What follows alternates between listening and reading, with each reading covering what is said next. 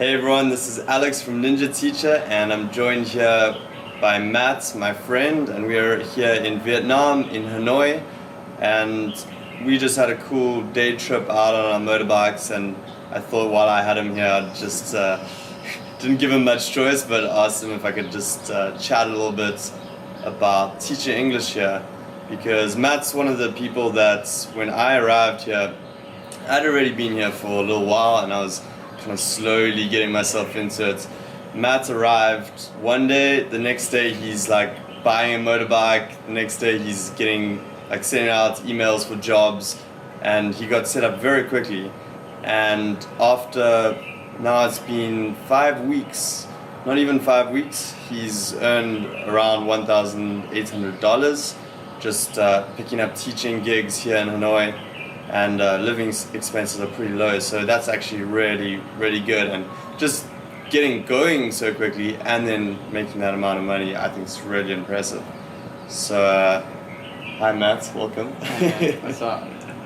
Sorry guys, I'm a bit tired. Yeah, he's a bit tired, but maybe we can just get some cool facts out of him. Would you say that with the way you went about it, like what do you think was the key to just getting going so quickly? I don't know, I think when you are in a place which is slower, like Vietnam, when you see everyone sort of takes 10 hours to do a job which takes 5 or even 2 hours, you very quickly fall into that. So if you get somewhere and you just decide you want to do something, you just get it done straight away. And it's easier once you've got started, then you can start to relax, and that's sort of the way I've decided to take it. Does that make sense? Yeah, it does. And like one of the things I saw you doing was just sending out lots of emails, replying, and not being too worried like if you didn't hear back. You were just like very proactive about like just getting more leads coming in and more people who might be interested. Yeah, so I think pretty much wrote like a fairly generic email, which still seemed somewhat personal. Like I'm quite interested in your school, and then I would maybe just change one or two things if it was a school, or if it was like a private center, or if it was a kindergarten. I would just change one or two things in the email so it seemed like I'd actually written a person's letter and whatnot. And in that I always had attached all the documents which they might ask for, and lots of places don't, but I think when you seem a bit more professional it's probably quite easy to get a job. I just attached like a TEFL, just attached this, that, the next thing, and just said why I'm passionate about doing teaching. Yeah. So you are like, you really enjoy teaching, but you've never actually like taught English or anything. You just got a TEFL course which you can just get easily online, and then you just without having any prior experience you went and did that, right? So I don't have prior experience teaching English, but I did say in like all my emails and interviews as well, I've tutored for a number of years, but it's more science sort of based, so like nursing students and like physios and things like that. So I know how to teach. So I basically said to them like, I don't teach English, but the thing is, I think once you've taught a lot of anything, I think teaching, you can adapt styles of different things quite easily. So I pretty much just push yourself when you go for an interview. Like just don't be like umming and ahhing. Just tell them what you're good at and be confident. Yeah, and I mean, I know like overselling yourself, a lot of people say like don't do that, but here you can just, as long as you go there and you're confident, and a lot of the classes are just conversation based, it depends on the school and the organization, but a lot of them are just you're focusing on the conversation and improving their pronunciation and getting them better at speaking basically. So if you are a fluent speaker of English, then as long as you come across confidently and you have a basic understanding of what it means to teach, if you've had some tutoring experience, or you've had like even if you've taught sports somewhere, or just some kind of, if you're good with kids. Even my one friend Ricky, who's now teaching, he just he hasn't had any experience like tutoring, even as far as I know, and he just came across and he's like, hey, I'm good with kids, and they really like that. So that's one of the things, Yeah, I think as well, like it depends what level you are teaching. So like I guess when you say to them, is your centre, or at least the classes I'm taking in the centre, are they focused on fluency or are they focused on accuracy? And so I guess if it's a place that is just wanting to talk and improve their ability to interact with, maybe foreigners and they want to work in the travelling industry, which is pretty big around here. Everyone seems to be studying tourism at university. Or whether it be people who are working as accountants or business people or bankers who are needing to start discussing with foreign investors and things like that. So they don't really care so much about their accuracy as much either. It's also more the fluency, because if they're going to have to get things done, they say to me that they have people who write things up for them. It's more just being able to converse and look professional when you're talking to somebody.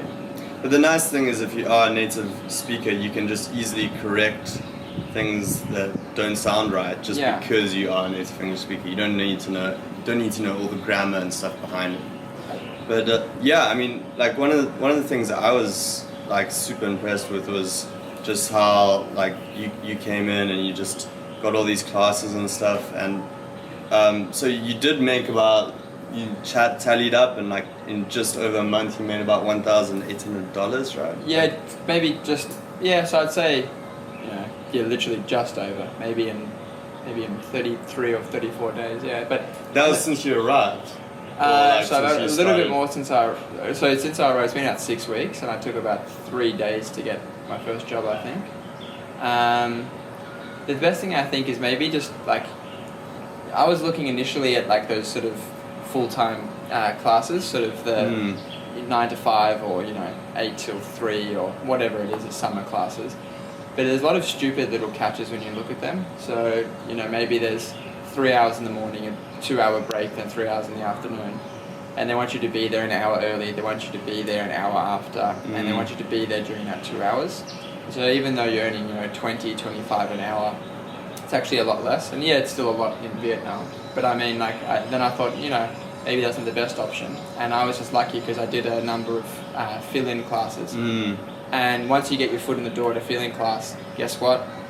All of them are always needing teachers. So even if they don't, they know that their cousin, or someone who runs another English centre needs somebody. So I've actually found that even in the last couple of weeks, I've actually had a couple of phone calls, a couple of text messages, and a couple of Facebook messages about needing a teacher. And it's usually like, hey Matt, I've heard from somebody, I needed 3 classes a week, hour and a half each class, either this time or that time, can you do either?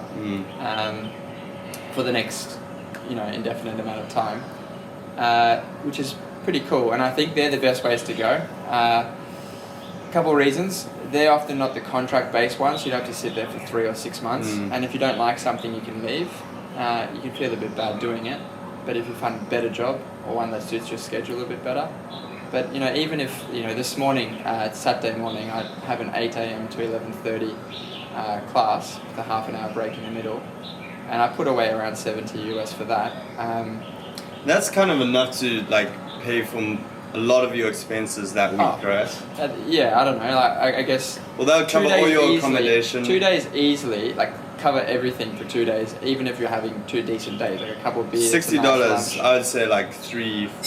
Around there. Like, I mean, if you're looking at rent, for example, this place here is $150 a month, which is nothing. So I mean, that's almost half your rent within a few hours of teaching. Yeah.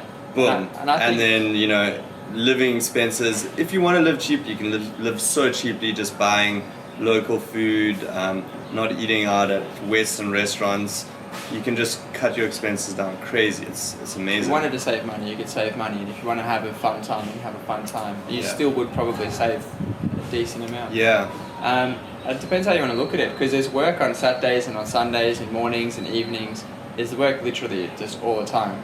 So I mean, there's 2 ways you could do it. You could just work a little bit every day, or you could have a couple of days off. But I mean, even when one of my jobs, I work mostly sort of 8 to 12, pretty much, at night time. I prefer working at night.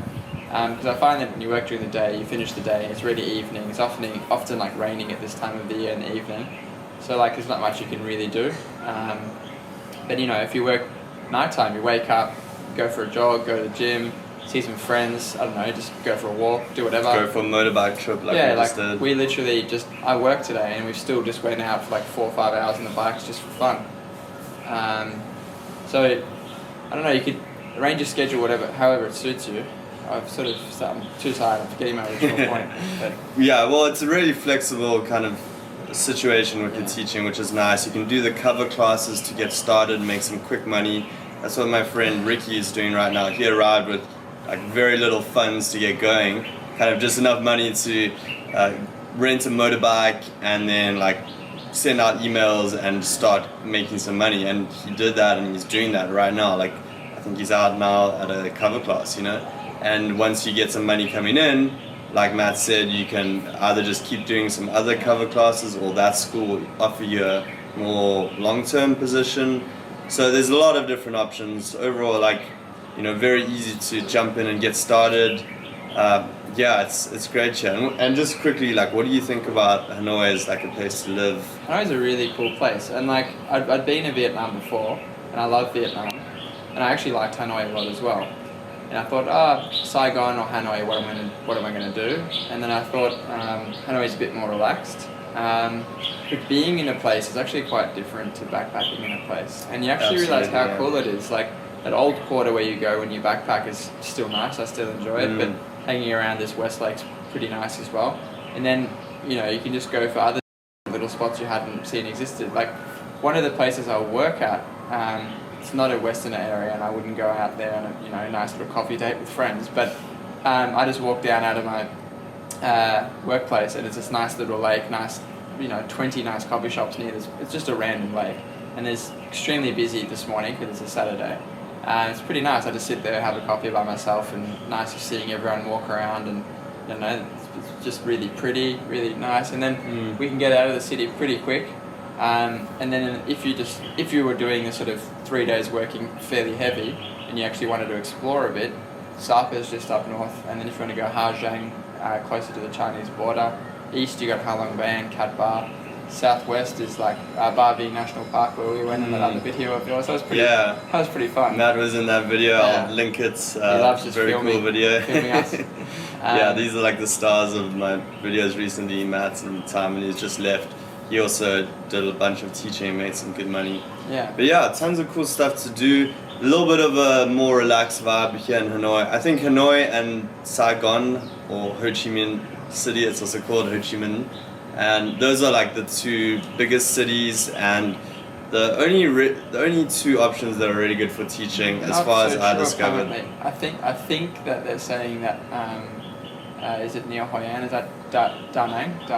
Neo Hoi An? Yeah, That's yeah. gonna be the new sort of expat place Okay. apparently. People are starting to Cool. go there because it's near a beach. It's quite pretty. Nice. Probably go check that scene out soon. Cool. Maybe I have to do that. But yeah, for the most part, the biggest cities. Definitely the two yeah. biggest, yeah. And Hanoi particularly has a great teaching scene, and like I've mentioned and we've talked about, it's just very easy to Yeah. do it and get going.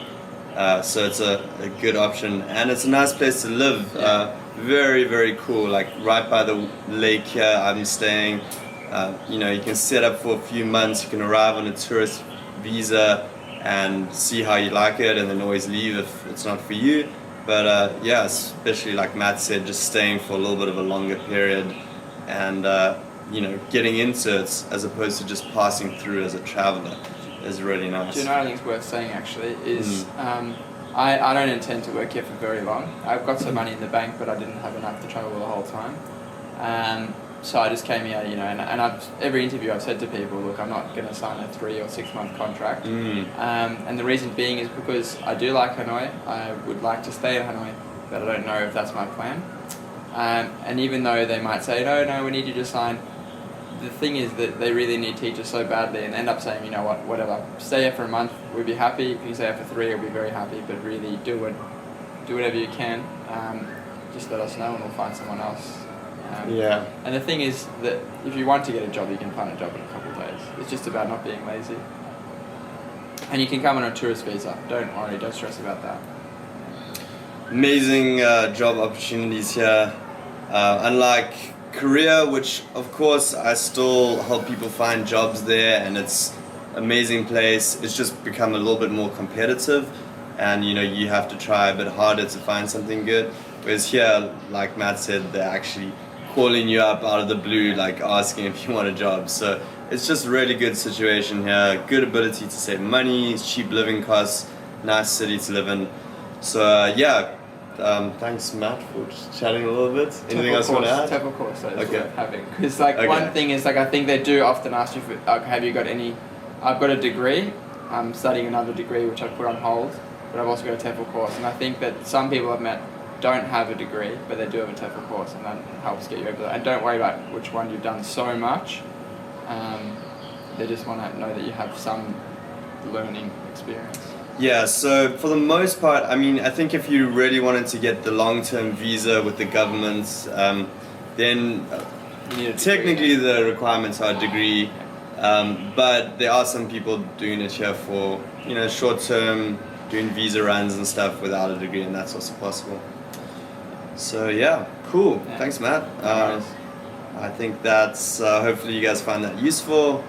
Thanks for Show answering them some the questions. view to see what the And you'll see some of the view, and stay tuned for more videos about teaching English abroad in Asia, in Vietnam, other countries, and subscribe or like on Facebook if you're watching there, and speak to you very soon.